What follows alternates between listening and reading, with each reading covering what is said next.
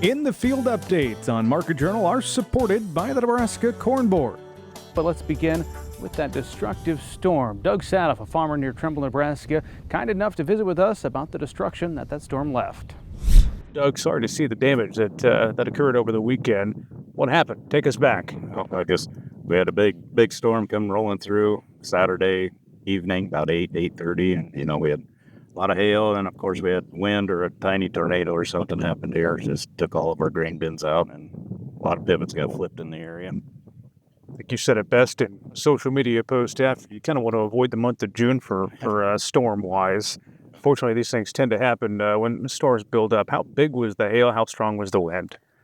So probably a good thing we were not at home at the time. But I can see divots in my lawn that are at least golf ball, maybe a little bit smaller than golf ball size hail. And a lot of it, next day we still had a pile of hail sitting in the corner of the house there. And then in the winds, I don't know what they probably had to be 80 mile an hour at least.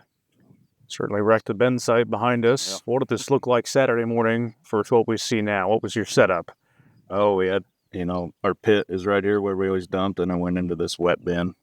And from there we transferred. We had 6 other bins sitting here that we could transfer. We had a tall leg and stuff, and it was, it wasn't a perfect system. We purchased this in 2009, came up for auction, but we've made some improvements along the way, and it worked for us, and it was nice to have. Made a harvest kind of go faster, and and bins, if you use them right, you can make a little money, maybe hopefully in the summertime, but now, it's a mess right now, and it's going to take a while to clean up.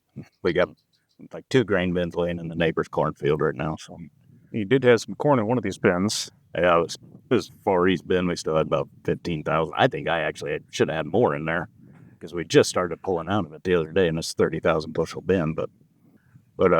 So yeah, we got her empty. We got it figured out. Got some electricity back on to get her empty. So that's obviously the grain bin damage. Other neighbors got damage as well. How about the crops? How'd they fare after the hail? Crops are pretty rough.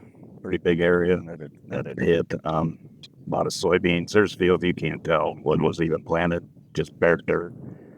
But we had corn waist to almost chest high, and now it's just down to the ground in some areas. We're a big seed corn growing area. Not sure what's going to happen there, but I heard 40 quarters got hit for the company that I grow for. So what's going to happen there, I don't know. They're going to wait and see until next week to make that decision what to do. So they can either abandon it, let it go, or we can replant seed. So we'll just see how it goes. On those other acres, thinking you'll replant corn and beans? I'll probably replant quite a few beans. There's just a lot of them are just sticks in the ground. So they won't amount to much. If I replant them now, they're probably not going to amount to much either, but at least we'll get some cover on the ground. Corn, I think I'm going to try and leave most of it. I think it'll still produce an ear, produce grain, but won't be as much as what it would have been before. And I'll just kind of have to see, like I said, with the seed corn, see what happens there. If they abandon it, I'll have to go in with like corn, commercial corn, or milo, or something like that. Well, finally, what's the emotional toll? I mean, you were at home, you see pictures, and you drive up on the property to see the damage, but also see the crops. How does that feel? It breaks your heart, really. I'll admit I started crying as we was coming up the road that first, because it worked. It was a nice setup, and now it's all gone.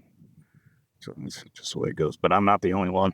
There's a lot of farmers in this area that have a lot of destruction and a lot of devastated crops. So we just keep on keeping on.